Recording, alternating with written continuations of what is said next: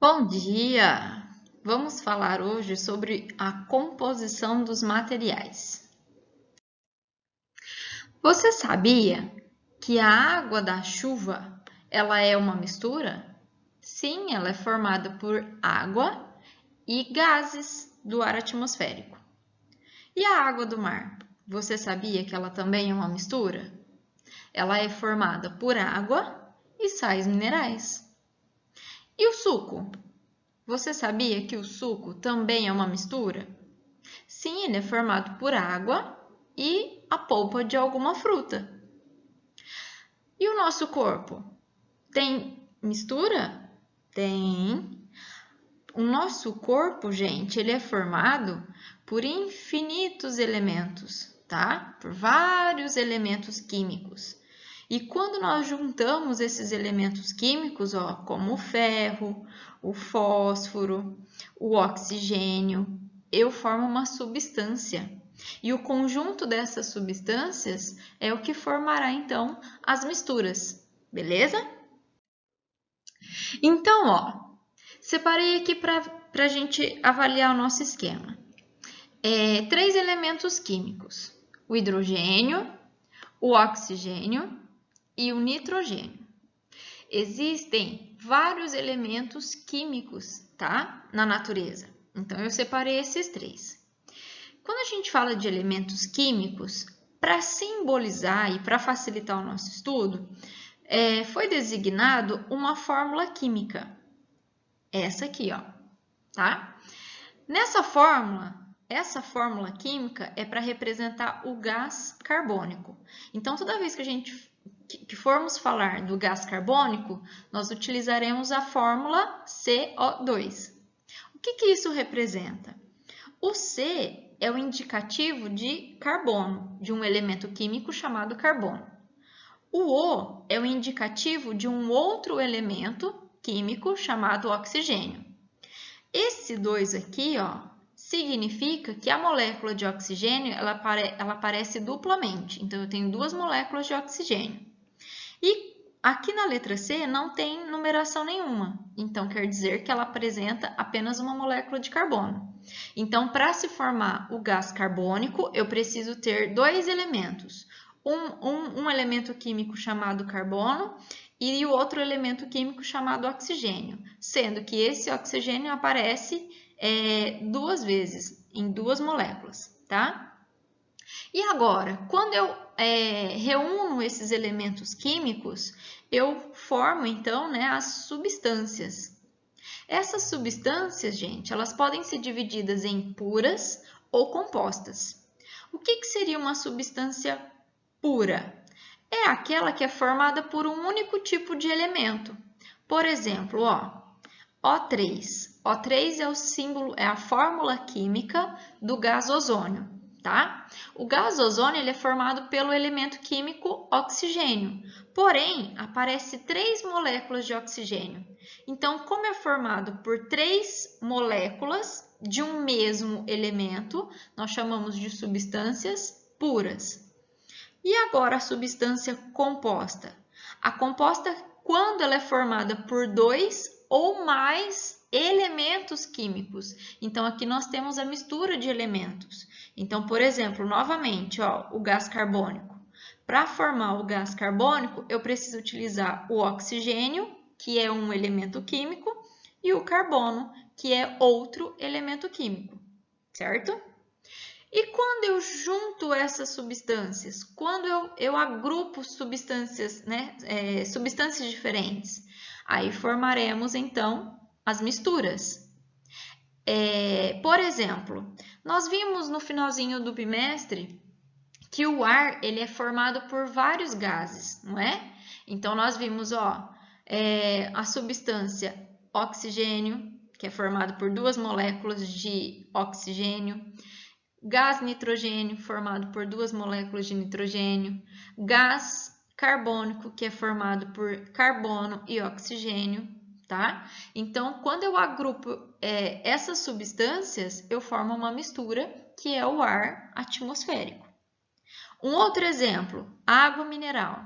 A água mineral eu vou agrupar uma substância chamada água H2O, e outra substância chamada sais minerais. Então, eu formo assim a água mineral, que é uma mistura. Nessas misturas, nós podemos classificar em dois grupos, as misturas homogêneas e as misturas heterogêneas, ok? E aí, quando eu agrupo, então, essas misturas, né, todas as misturas que estão disponíveis aí no planeta, formaremos, então, a matéria. O que é matéria? Matéria é tudo aquilo que compõe o nosso universo, tudo aquilo que tem massa e ocupa um lugar. Isso é considerado matéria, beleza? Mas agora o nosso foco, pessoal, é nas misturas. Vamos dar uma olhadinha então nesses dois grupos, mistura homogênea e heterogênea, beleza? Primeiramente, vamos falar da mistura homogênea. Você já deve ter reparado que a água mineral, ou a de garrafa, ou a de galão, ou a de copinho, ela tem um rótulo, né? E nesse rótulo tem a composição química dessa água, ou seja, é toda a forma, tudo que tem, né, todos os compostos que aparecem no produto. Então percebemos aqui, ó, que existem vários tipos de sais minerais na água de garrafinha, ó. Só que quando eu olho essa água saindo da garrafa, eu vejo uma coisa só, eu vejo apenas a água. Eu não consigo separar quem é o sulfato, quem é o nitrato, quem é o bário. Tá tudo misturado. Então, quando eu olho uma mistura porque ela é formada por H2O e sais minerais. Quando eu vejo essa mistura, eu consigo identificar apenas uma coisa, ela tem um aspecto uniforme, ou seja, eu vejo uma única fase. Sendo assim, eu classifico como mistura homogênea, tá? Que também pode ser chamado de solução. Agora, se observarmos aqui, ó, o copinho da imagem 1 com água e o copo da imagem 2 com água e óleo, né? Claramente vamos ver que existe uma diferença aí. Se eu não tivesse olhado a legenda, eu não saberia que nesse copo eu tenho uma mistura de água e de álcool, tá? Porque o óleo eu vejo uma coisa só. Isso quer dizer que o álcool se misturou na água. Agora, olhando essa imagem 2, eu percebo claramente que é uma mistura, ó, de óleo, ficando aqui, ó, mais concentrado na superfície da água, e aqui a água propriamente dita. Quando eu tenho uma mistura que dá para quando a gente olha e dá para a gente separar o que é um componente e o que é outro, isso é um tipo de mistura heterogênea, tá? Não tem um aspecto uniforme. A hora que eu olho, eu não vejo uma coisa só. Eu vejo como se fosse camadas, tá? E cada camada nós classificamos como uma fase diferente da outra. Aqui eu coloquei dois exemplos que causam muita confusão, tá? Na cabeça de muita gente. Quando a gente olha o sangue, igual aqui no tubinho, ó, é o sangue que foi coletado para fazer um exame, né? A gente olha apenas um líquido vermelho e dá a entender, dá a impressão que se trata de uma mistura homogênea, porque eu estou olhando e estou vendo uma coisa só. Porém, quando eu coloco esse sangue no microscópio, eu consigo identificar, ó, várias estruturas diferentes, ou seja, várias células diferentes.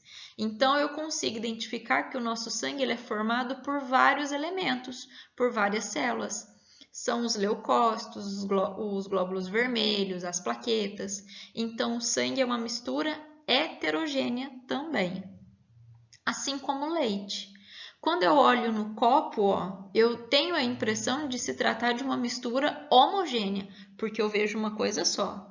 Agora, quando eu coloco uma gotinha de leite também no microscópio, eu vou identificar esses pontinhos aqui, ó. Cada pontinho é gordura. Então, o leite, né, ele é formado por proteínas, né, do leite e também gordura. Então, ele também é uma mistura heterogênea, ok? Como a gente sabe que esses materiais, então, eles não se misturam completamente, né? Eles podem se misturar ou não.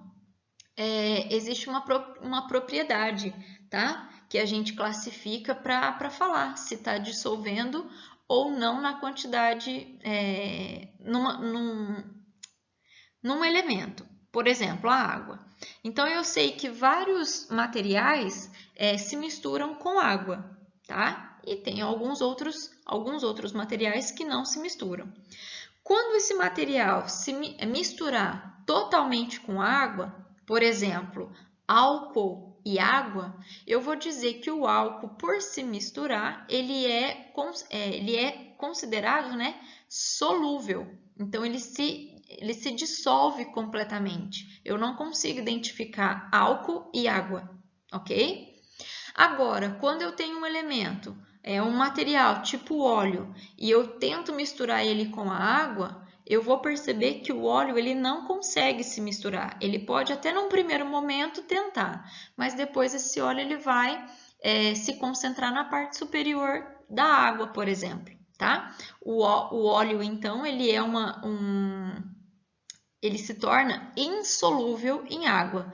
Então, quando a gente fala de solúvel ou insolúvel, né, nós estamos estudando a solubilidade dos materiais.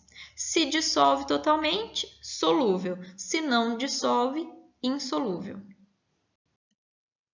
E agora vamos fazer um exercício aqui para a gente identificar o que é fases e o que são componentes.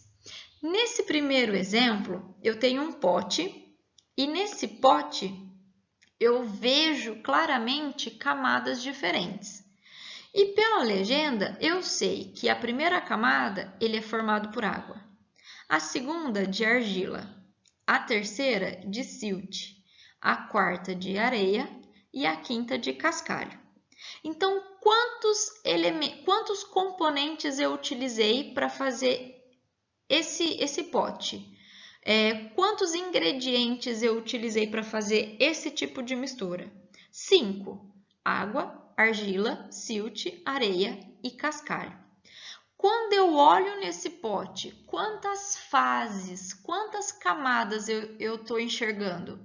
Eu enxergo claramente, ó, a camada de água, a camada de argila, a camada de silt, a camada de areia e a camada de cascalho.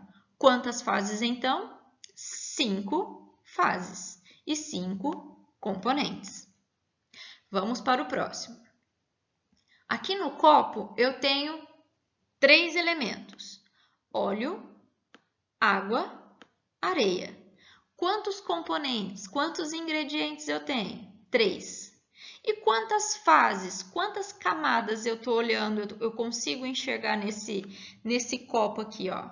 Eu consigo enxergar três fases. Uma fase que é do óleo, uma fase que é da água, uma fase que é da areia. Portanto, 3 fases. E nesse último, eu estou vendo um copo com água e um cubo de gelo.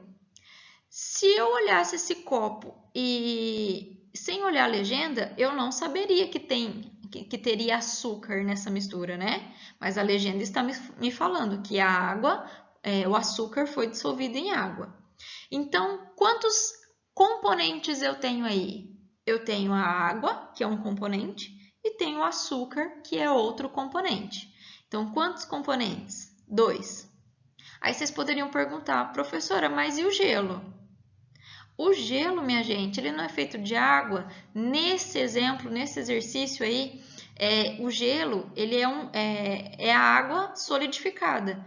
Então, o gelo, como ele é feito de água, eu não vou considerar como um terceiro componente, tá? Então, apenas 2. Água em estado líquido e sólido e açúcar, componente. E quantas fases eu estou vendo? Aí sim, quando eu olho, eu vejo o cubo de gelo, uma fase, e eu vejo o líquido, 2 fases, ok? Espero que vocês tenham gostado da nossa aula de misturas, tá? Um grande beijo e até a próxima aula!